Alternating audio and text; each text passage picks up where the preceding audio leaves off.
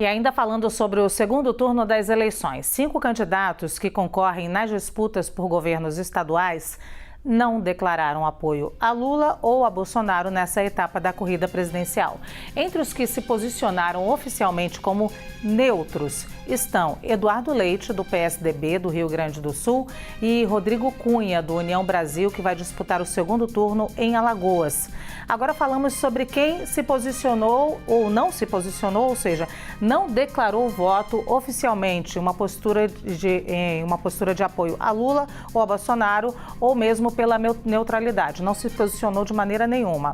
ACM Neto, do União Brasil, e os tucanos Pedro Cunha Lima, da Paraíba, e Raquel Lira, de Pernambuco. Então, a gente tem 3 candidatos do PSDB e 2 do União Brasil nessa situação. E agora a gente contextualiza essa disputa do segundo turno nesses estados. Vamos começar por Alagoas. O governador Paulo Dantas, do MDB, e que conta com o apoio de Lula, tenta a reeleição e tem como adversário o senador Rodrigo Cunha, do União Brasil. Na Bahia, Jerônimo Rodrigues, que é apoiado por Lula, se opõe ao ex-prefeito de Salvador, ACM Neto, do União Brasil. Na Paraíba, João Azevedo, do PSB, atual governador, que busca a reeleição, é apoiado por Lula e enfrenta Pedro Cunha Lima, do PSDB.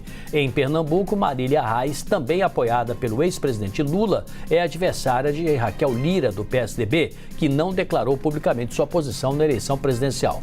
No Rio Grande do Sul, o ex-ministro de Bolsonaro, Onyx Lorenzoni, do PL, tem como adversário na disputa o atual governador, o tucano Eduardo Leite, que busca a reeleição e publicamente adotou uma postura de neutralidade entre Lula e Bolsonaro. Chamamos o nosso time de análise, Gustavo Uribe e Leandro Rezende. Vou começar por você, Uribe, vou começar pelo fim, pelo sul, como nós dissemos ali do Eduardo Leite, porque eu quero uma análise por estados, mas também quero uma análise por partidos. É o que eu quero. Se vocês vão me dar, eu não sei. Vai, Uribe. Então eu começo pelo Rio Grande do Sul, falo de Pedro Cunha Lima na Paraíba e aí a gente vai para Pernambuco, contemplando o PSDB. Rio Grande do Sul é um cenário muito difícil para Eduardo Leite. Eduardo Leite precisa dos votos da esquerda, mas ao mesmo tempo não pode perder os votos da centro-direita. É por isso que ele decidiu ficar neutro, porque houve uma avaliação interna de que naturalmente os votos que foram para Edgar Preto, do PT, no primeiro turno, migrariam para ele. Só há um risco nesse processo, um projeto de médio e longo prazo de Eduardo Leite. Caso ele queira ser candidato à presidência da República em 2026, ele comprou uma briga com os partidos de esquerda, porque havia uma expectativa de que ele anunciasse um alinhamento. Aí ele compra briga com a direita e com a esquerda, o que aconteceu mais ou menos com o João Dória, quando fez o Bolsodória em 2018 e depois teve problemas com o presidente Jair Bolsonaro na disputa pelas vacinas. Se a gente for para Paraíba também, nós temos Pedro Cunha Lima, do PSDB, o outro candidato, que é o atual governador, mais ligado ao campo da esquerda, e aí é melhor, pelo menos na Paraíba, que ele se mantenha neutro, porque Bolsonaro não venceu no estado, Luiz Inácio Lula da Silva teve vantagem. Então, apoiar Jair Bolsonaro poderia ser, na verdade, a conclusão de perda de votos. O mesmo cenário é de Pernambuco, de Raquel Lira. Você tem, de um lado, Marília Reis, do Solidariedade, partido que faz parte da base de Luiz Inácio Lula da Silva, e Raquel Lira no PSDB. Lá, o próprio presidente Jair Bolsonaro tem uma expectativa de se aproximar de Raquel Lira. Ele vai na quinta-feira, por exemplo, a Recife. Um dos principais aliados de Raquel Lira, que é Mendonça Filho, que é ex-ministro da Educação de Michel Temer, já indicou apoio a Jair Bolsonaro. Mas nos bastidores, a cúpula da campanha de Raquel Lira acha melhor ela ficar neutra, porque Pernambuco também é um terreno petista e que pode atrapalhar a eleição dela, já que ela tem aparecido bem nas pesquisas eleitorais, caso anuncie um apoio a Jair Bolsonaro. Nesse caso, mesmo que Jair Bolsonaro tente um diálogo e ela não queira, Raquel Lira tem interesse em um apoio, que é de Simone Tebet. Simone Tebet já disse que agora, nesse segundo turno, vai a Pernambuco apoiar a candidata do PSDB. Leandro, Pernambuco é um reduto realmente muito importante, mas a Bahia também, né? Porque tem muito eleitor lá, então, portanto, ali é uma disputa que todo mundo tem cobiça, vamos dizer assim, né? Bahia é o quarto maior colégio eleitoral do país, né? E lá você tem uma situação de indefinição. Esse quadro que a gente colocou, né, que a turma aí do Visão preparou, ele é importante para mostrar como que a disputa presidencial, por mais que ela esteja dada entre Lula e Bolsonaro há tanto tempo, ela é absolutamente complexa, né? Vou falar da Bahia, mas depois queria terminar fazendo uma ponderação sobre o que o Uribe comentou do estado de Pernambuco. Mas a Bahia, você tem o Jerônimo Rodrigues, que é mais um candidato do PT que no meio para o fim da campanha eleitoral dispara. Isso aconteceu com Jacques Wagner, isso aconteceu com Rui Costa, os últimos governadores da Bahia, ambos do PT, ambos também começaram atrás nas pesquisas de intenção de voto, dispararam e acabaram vencendo. Os dois anteriores conseguiram vencer eleições em primeiro turno,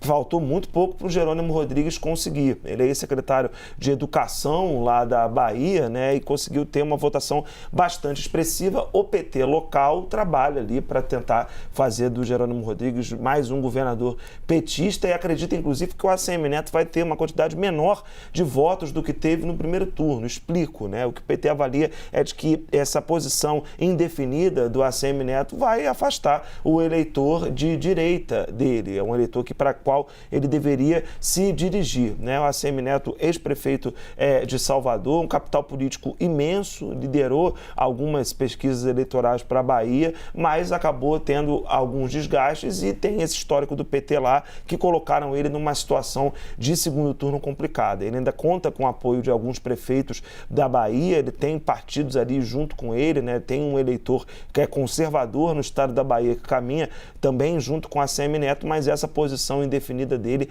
é difícil de se posicionar, né? Tanto que o ACM Neto ficou numa posição indefinida até no primeiro turno, né? Não foram poucas as vezes que a gente falou aqui dos esforços que o Ciro Gomes fez para tentar trazer o ACM Neto e o União Brasil para sua candidatura, acabou não conseguindo. O ACM Neto foi sozinho continua e até aqui não dá nenhum indicativo de que vá ou declarar neutralidade ou declarar apoio ao presidente Jair Bolsonaro. Um cenário esse da Bahia em que essa posição indefinida deixa ali o eleitor também um pouco na dúvida. E no caso de Pernambuco, né, que o Uribe tão bem descreveu, tem um outro componente que é o seguinte: lá teve um candidato do PL, que é o Anderson Ferreira, ele teve 890 mil votos, ficou em terceiro, atrás da Marília Reis e atrás da Raquel Lira, né? Então, ali tem um eleitor para o qual, né, já falando sobre o cenário eleitoral lá de Pernambuco, para o qual a Raquel Lira poderia fazer uma sinalização e aí trazer o presidente da República para o seu lado na campanha. A resistência, como o Uribe estava explicando agora, mas é um cenário um pouco diferente nessa disputa estadual, né? Porque Marília Reis também é uma figura política lá que tem esse apoio. Não é um apoio, né? Agora né? Porque o PT declarou apoio a Marília Reis, mas ela fez a campanha toda do primeiro turno reivindicando um apoio que, na verdade, ela não tinha. O candidato do Lula lá era o Danilo Cabral, do PSB. Enfim, só peguei como exemplo, né, Bahia e Pernambuco, e olha quanta história a gente tem. O Uribe pegou os casos ali que envolvem o PSDB, mas é um resumo um pouco da complexidade do cenário eleitoral do país, né? Que por mais que você tenha uma coisa dada há muito tempo entre Lula e Bolsonaro, quando a gente vai para essas disputas locais, o negócio fica encrespado, né? Fica realmente complicado em alguns estados, gente. Só para não deixar de falar do União Brasil como um todo, Leandro Rezende, a gente tem aí os interesses regionais, né, do União Brasil, por isso que o partido acabou declarando neutralidade, apesar do governador de Goiás, Ronaldo Caiado, que é aliado do presidente Jair Bolsonaro, ter dito que o União Brasil estava com ele.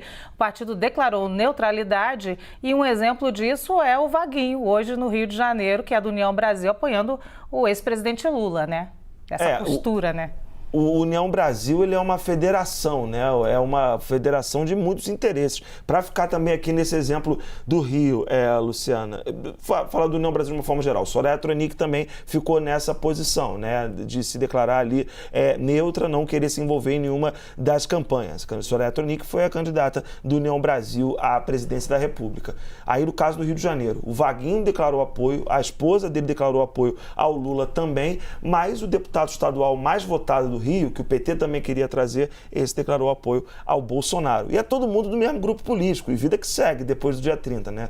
A ver se segue mesmo, mas a princípio vai seguir todo mundo junto, que é um grupo político forte aqui do Rio de Janeiro.